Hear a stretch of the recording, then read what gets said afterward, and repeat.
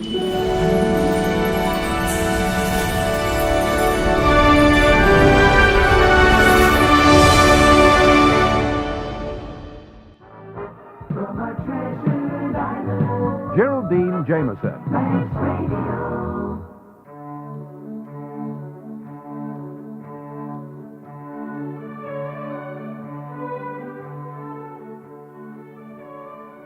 Hello and a warm welcome to this week's programme. Now, my guest today needs hardly any introduction from me because his regular radio musings have made him one of Britain's best-known Jewish commentators. Our first meeting took place in a large London synagogue. I think it was on the Mile End Road, and there were just the two of us and a little recording machine. And where better to make the acquaintance of Rabbi Lionel Blue. Do you remember there was thick snow on the ground, Lionel, and you had just wooed millions after your very successful appearance on the Terry Wogan television show from Shepherd's Bush. Takes you back a few moons, doesn't it? It does take me back. Yes. Better not to think of the future, I think, Geraldine. That's a bit too far back. That's my prehistory. But you remember when I always remember you saying to me, because that was quite something. I mean, those were the days when he had the thrice weekly television show. And, I mean, he only had huge stars on the show. And you said you were very nervous going on. And you had only two options. You either babbled non-stop or you dried up. And you said he was very kind and he let you babble on. That's right. Babbling is the best thing. The best thing. Well, how did you actually get started, with your broadcasting career? Well, actually, the whole thing happened by complete accident. I had a very long title and very little money. I was like a bishop of a bankrupt diocese. I was the European director for the progressive synagogues on the continent. I'm trying to set up, these small Jewish communities after the war. Restart them, and I got a telegram that a synagogue for whom I'd once given services wanted me back fast. So I took the good old cheap ferry boat from Dunkirk back to Dover, and all those lovely Belgian chocolates and lovely wines, you see, which I'd consumed in Belgium, all came up, and I arrived in London looking very wan and worn. And you see, the BBC were doing a sort of down your way program on this synagogue, and this synagogue hadn't got a rabbi, so I was summoned, you see, to play my old part again. And the BBC man asked me a question, and I was so tired, I just told him an awful story that the steward on the boat had told me. And then he asked me another question, Geraldine, and I said something even worse. You get to those situations where you put your foot in it, one step after another. I thought, well, okay, never mind. I'm going back to the continent. They'll never want me again, you see. But to my surprise, I got an invitation a few weeks later to do one of the morning God slots on the BBC. I've forgotten what it was, which surprised me. But I think by sheer accident, I'd stumbled across the secret of good radio religion, which is if you say what's really in your mind and not what you think ought to be in your mind and not what other people think you ought to think should be in your mind, you see, it works because it's a very intimate medium. At the time of the transistors were coming on, so people were listening to radio in their bath, in the loo, all over the place, you know what I mean? And so it was no use preaching to them. If you said the obvious, it worked. The BBC do vet, of course, your little slots, don't they, to a degree? Vet is a rather too strong a word, I think, Geraldine. What they do is they do ask me to read the script the night before, but they've never interfered with the content of what I'm saying.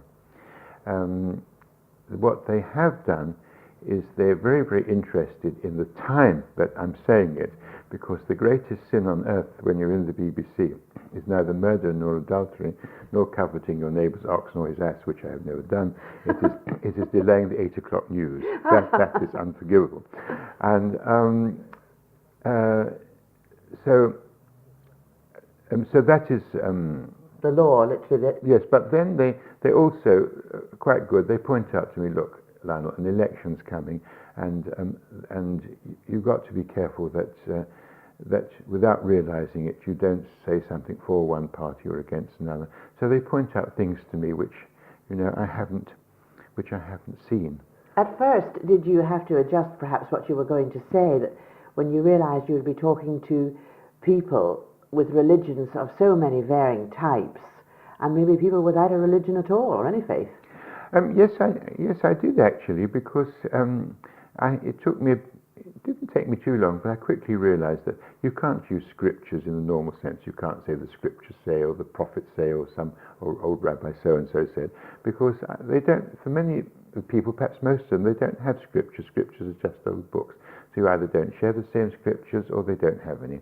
So what you have to speak from is your own private scripture, the scripture of your own life.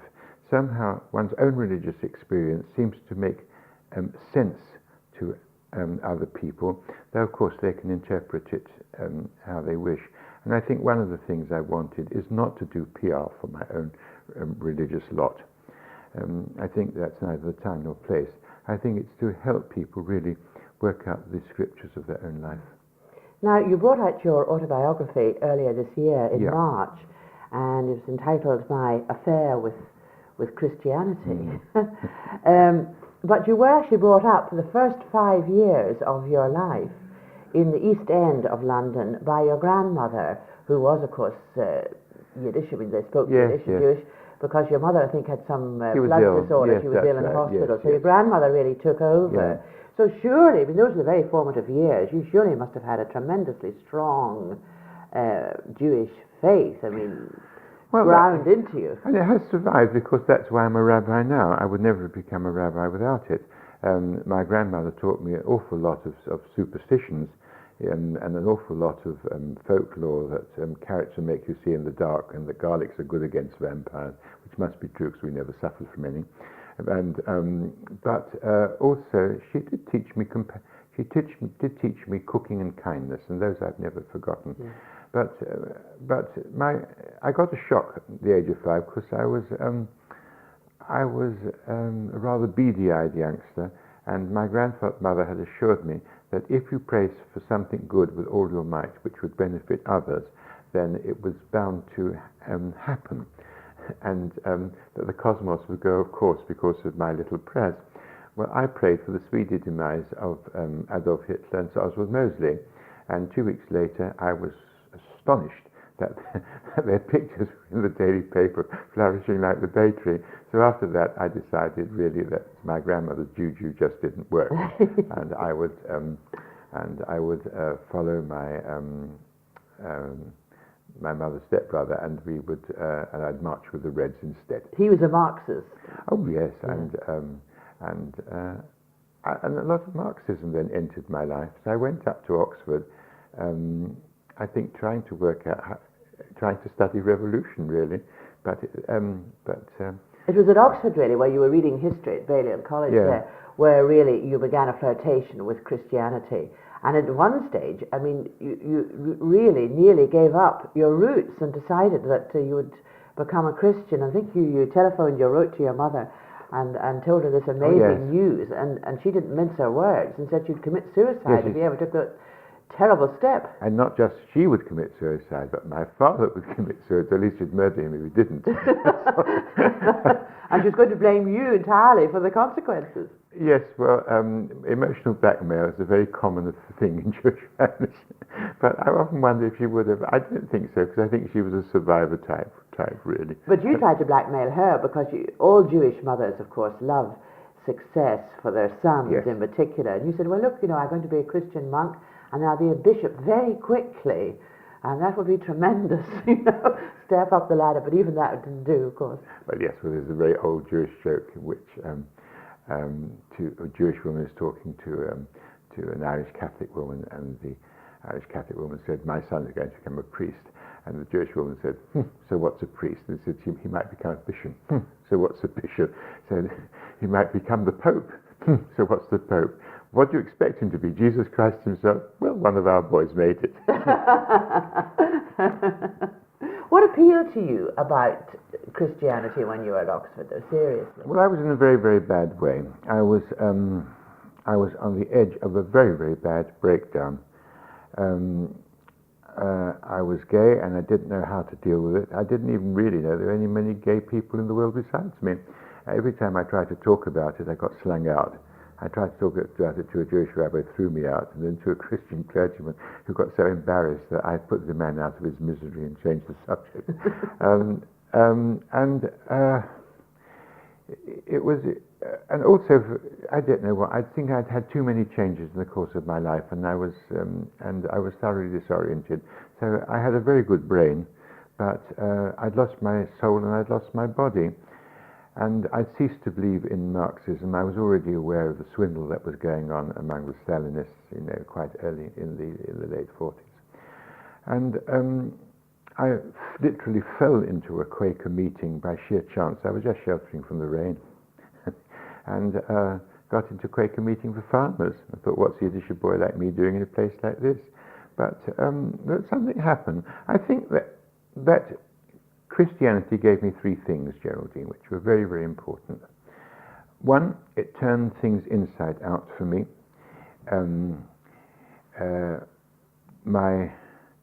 I began to, for the first time, it suddenly occurred to me that my problems actually might be blessings. In other words, that as one rabbi many years later said to me, your successes make you clever, but it's only your failures which make you wise. And where else can you learn compassion and kindness except from your problems? So I got the first glimmer of that. The next thing was that I realized that that home might not be another place, and might not be another house, because I'd seen too many of those come and go during the war. Our own house had got bombed. But it might be another dimension. It might be heaven. And that heaven was not something after this world, but was something already there, another dimension which we could step into, and which I did step into for about 2 weeks. And you gave your testimony at that Quaker meeting. Yes. She was always a talkative lot. That's why it's probably best that they're not Quakers, because they can talk the hind leg off a donkey, or off a theologian, or anything you like. The third thing was that I'd always thought of religion as a set of ethics, or some kind of recipe for group survival. And for the first time, it occurred to me, it might be a love affair. Now, I needed a love affair badly. I was in the stage where every adolescent falls in love, but who could I fall in love with? I mean, and so it turned out to be a love affair. And this, together with meeting a psychoanalyst a few weeks later, I think they put me back shakily on the path towards sanity and sense. I often wonder what had happened if I hadn't fallen into that Quaker meeting and I hadn't met that psychoanalyst in the party a few weeks later. I could have been one of those dropouts, one of those people, hanging out outside shops or stations or things, or stations are important to you because you often sit on stations and observe humanity and get many of your ideas. Yeah, I find that just as I find it very difficult to write at desks and in libraries, but I can think up thoughts and write them very much better in the underground or strap hanging in a bus, because people turn me on.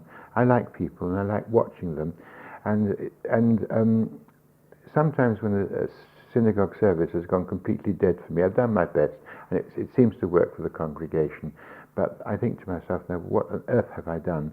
And then I go to a London station and sit there, eating a sandwich or an ice cream, and I watch people coming and going, and the departures and the arrivals, and humanity at its most human.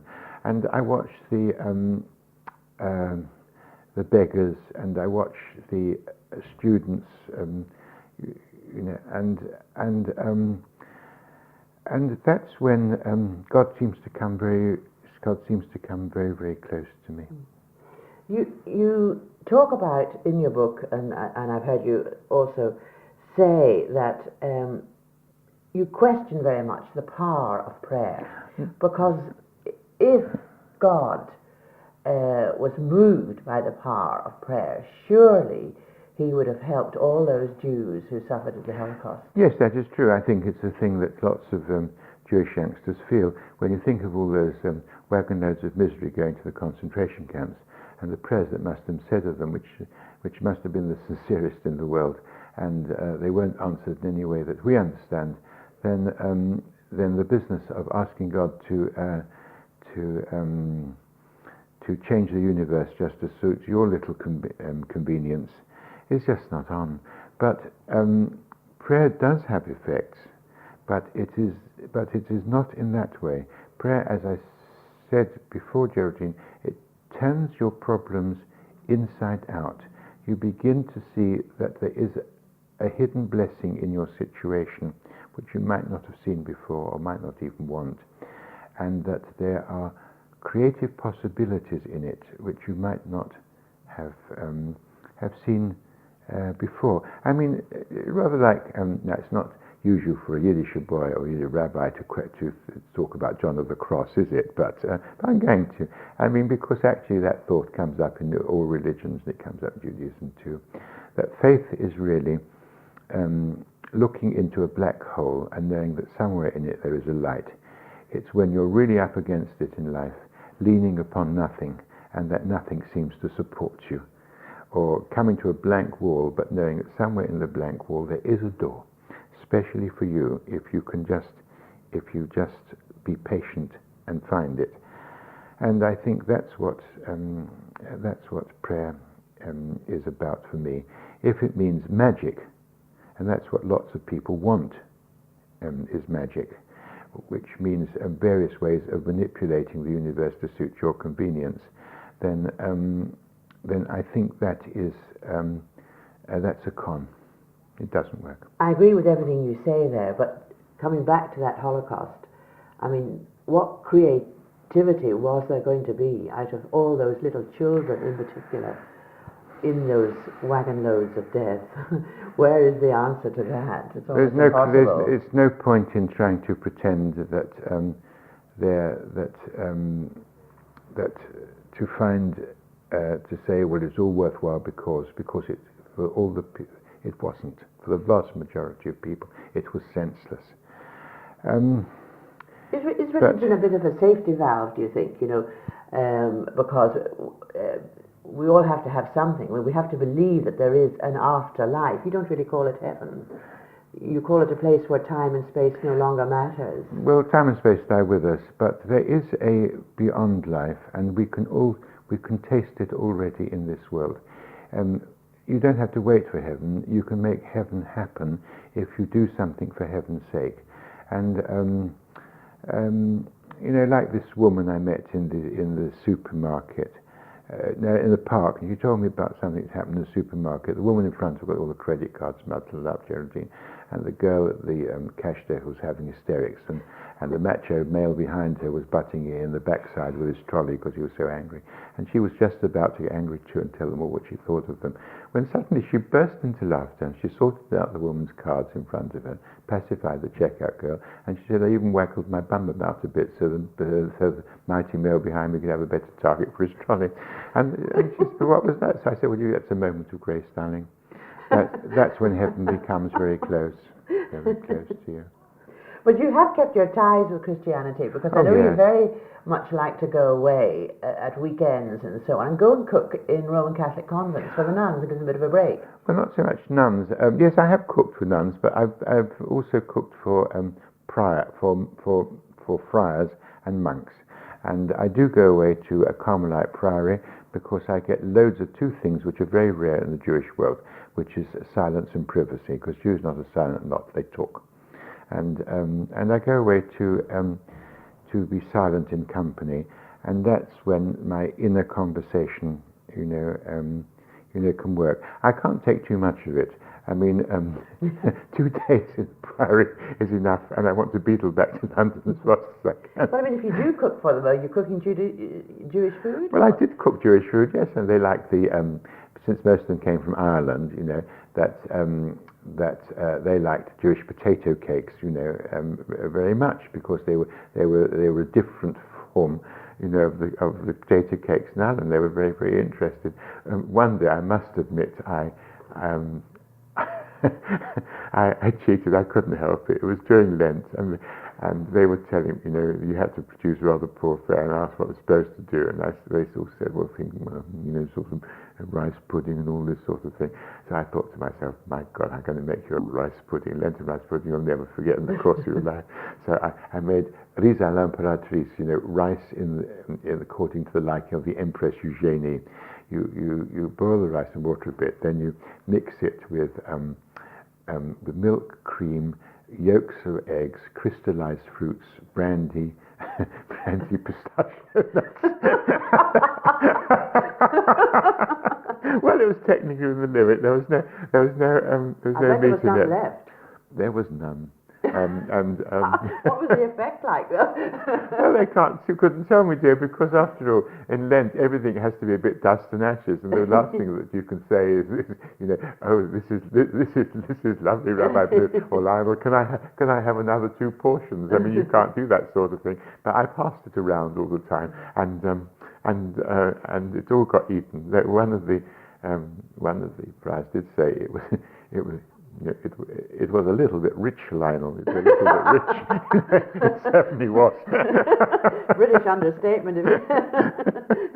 You've actually written cookery books, Kitchen Blues for one. Yes, Kitchen Blues.